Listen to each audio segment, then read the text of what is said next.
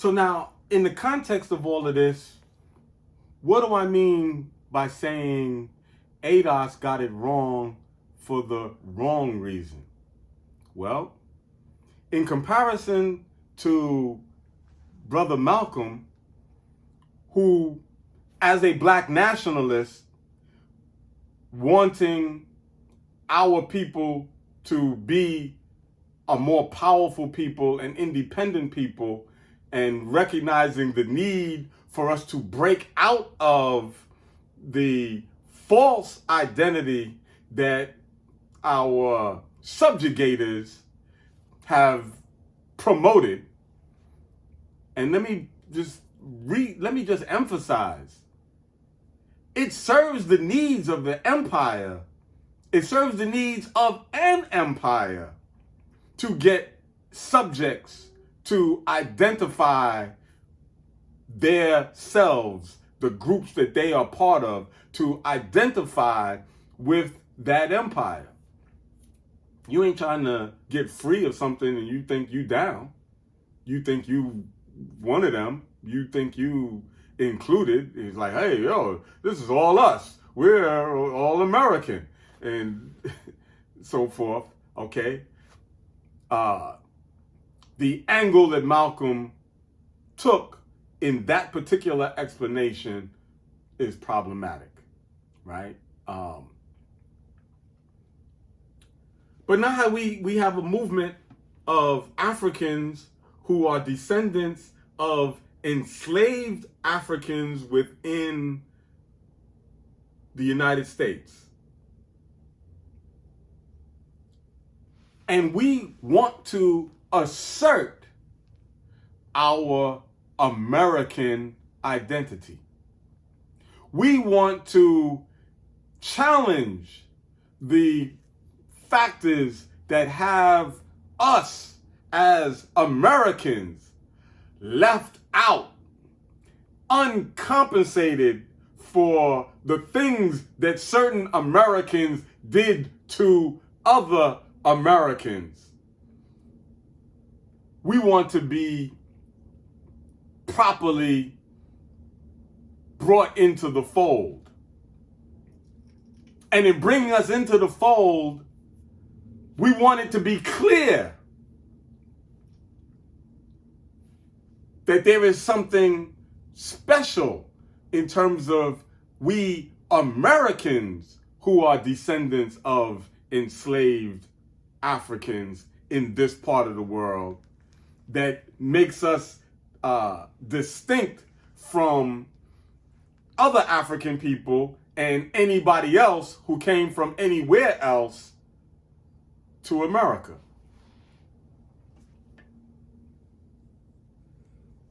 Why is this problematic? One, it's problematic because it represents a set of goals which are more about allowing us to be better included as opposed to a goal that is about us becoming more independent. And in an earlier video, in a couple of earlier videos, I pointed out how I, not in sync in this question with organizations and the sector of the movement that I'm a part of, am not an advocate of reparations. I don't think that people's thinking around reparations, particularly if you are a black nationalist, Pan-Africanist, independence-oriented individual, I don't think that it has been properly thought out. That the struggle for reparations is right in line, right in the mix with all of the other activity that is centered around folks making demands. It's part of the protest paradigm. There's a certain kind of thinking that says you correct your circumstances by making appeals to and putting pressure on people who are in charge to make a change that suits your desires. The protest paradigm. It's a way of seeing things. And analysis that I subscribe to says that the protest paradigm becomes paramount. Yeah, I like that. How the protest paradigm became paramount in our thinking. The mid-50s to the mid-60s, the civil rights, that sector, that portion of our history that we refer to as the civil rights movement. A lot of folks sleep on the changing of our very thought pattern around solving problems. Because prior to that, African people in this country clearly understood that if we have a problem, we got to solve that problem. We have no expectation of anybody else in any higher position, anybody outside of us solving a problem that we have. Might have been nice, but we have no such expectation. But now, protest is our number one means for making a change. Something go wrong? Who's in charge? Who gets paid to handle this? All sorts of questions that we ask. My favorite example, and if you be around me, you'll hear me use this again, I'm sure. I like the example that you live in a walk-up and the light bulb is out on one of the landings, so it's dark. And you and your mother and your daughter and your kids, you know, and even your brother, your father, whoever, got to walk through the dark in order to get to the apartment. And we see the light bulb out, and where the thinking once would have been, okay, go in your house, get a light bulb, get a chair, come out, change the bulb. So we're not walking through the dark. The thinking became, whose job is it to fix this bulb? So now we want to deal with the landlord, the super, right? And the idea that you should go in your house and get a light bulb. I pay rent here. You know, I'm not putting money out, you know, for that, you know. Our very thinking around problem solving has become quite twisted. I'm not saying that there are no circumstances where protests might not be helpful, but the thinking of our people is more crucial, and our people are locked into a belief that the only way you make improvements is by being heard by the people who are in charge. And as some of y'all might have heard me say in another video, it ain't about being heard. A lot of the times we need to learn how to not be heard. How did I say it?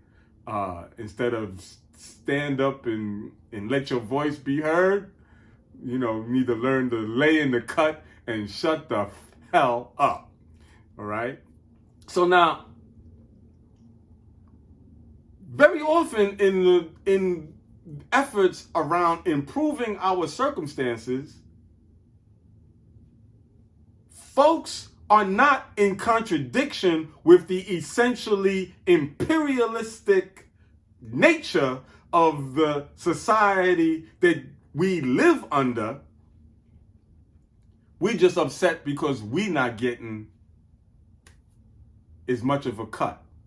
I'm accusing a lot of us of wanting to achieve junior partner status with our subjugators. I'll help you subjugate the rest of the world, but you got to cut me in on a little more than you've been giving me. And by the way, stop shooting us. to. All right? Junior partner status. The degree to which we become junior partners to these people that dog the planet. Not just us, the planet. The degree to which we become junior partners with them is further degree of us becoming enemies of the planet. Enemies of the other people on this planet. Enemies of ourself, right? And some people will say ourselves, but when we talk about us collectively, hopefully there is a growing understanding that self is not individual. Self is collective. But I'll take that up at another time. But I'm not saying ourselves, our self, collective self. Wanting to be upset because other groups of people got to take advantage of something like affirmative action, right? And it was like affirmative action was for us, right? We, the people who are descended of the enslaved black folks in this country, affirmative action was for us. Affirmative action was never for us. Affirmative action was for them. I'm not talking about the other black people or people from other parts of the world, or women or anybody who could say that they were some minority status. I ain't talking about that. I'm talking about the people in charge. Affirmative action was their program, is their program. Okay? It represents a contradictory orientation to us doing for us. Us doing for us is building our own institutions. All right? As I was pointing out to somebody recently, to my knowledge, at the turn of the previous century, you had 12 medical schools. Black folks had 12 medical schools. We ain't got that now. Black folks grew a larger portion of our own food, owned a lot more property. We don't have it now, okay? Affirmative action makes us feel, even if it's totally used for American black descendants of great-grandparents who were in this country, even if it was totally used, it ain't our program. It's a program by which someone else decides which ones of us they're going to allow to, they're going to put on, a portion of us, but they're deciding who that is. And in most instances, the people who wind up being pulled in, they don't represent the black community. They don't represent our interests. They just represent an upwardly mobile sector of our population who gets to move on up, right? Moving on up, right? That's not us doing for us. And I'm clear that there are things that we're not yet in a position to effectively do for ourselves, but we need to put in place the mentality, the mindset to build toward doing for ourselves. So now we're going to start stuff with other black folks because we feel like, oh, they getting to take advantage of some stuff that was meant for us. You need to understand, you may have thought that was for you. It was for your slave master.